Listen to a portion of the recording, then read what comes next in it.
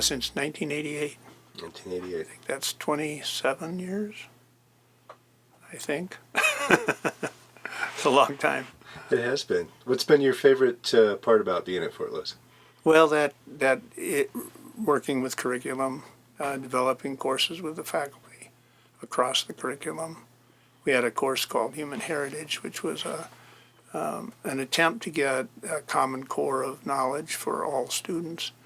It got to be probably 80% of the student body had taken that course, and you could count on them knowing certain texts and certain perspectives in later courses, and it was really useful that way. What kind of changes have you seen at Fort Lewis over your time here? Oh my gosh, tremendous number of changes. One of the big changes on campus was the American Disabilities Act.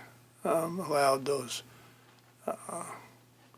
sort of massive concrete highways to replace old asphalt trails that went across the campus. What will you miss the most about not teaching? I miss the interchange with the students. I miss the interchange with the faculty. What's next for you? What's on the horizon? You know, in a certain sense, I haven't really planned a lot. I'll get to the end of it and say, okay, now what do I do? But in fact, I know that I'll spend a great deal more time with my wife and kids. And then new things, you know, I'd like to try some creative writing. Cliche, the English teacher writes the great American novel. Best advice for students?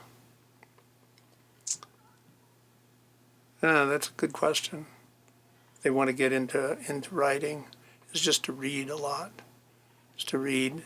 There's a double-edged sword on reading a lot. When you read a lot, you get the rhythms and intonations of professional pieces, and that's good. You also get very self-conscious about your own writing, and you can turn it back on itself and think, well, I shouldn't use that image because Faulkner did it better. So you become really self-conscious. It is possible to become that, but to engage life and you know, try to capture it in the most powerful way you can. Just to take risks, experiment. I look forward to seeing where Fort Lewis goes in the future. Some exciting things going on now, and some dangers with higher education in general. But I'll not be in a position to affect much of that unless I write about it.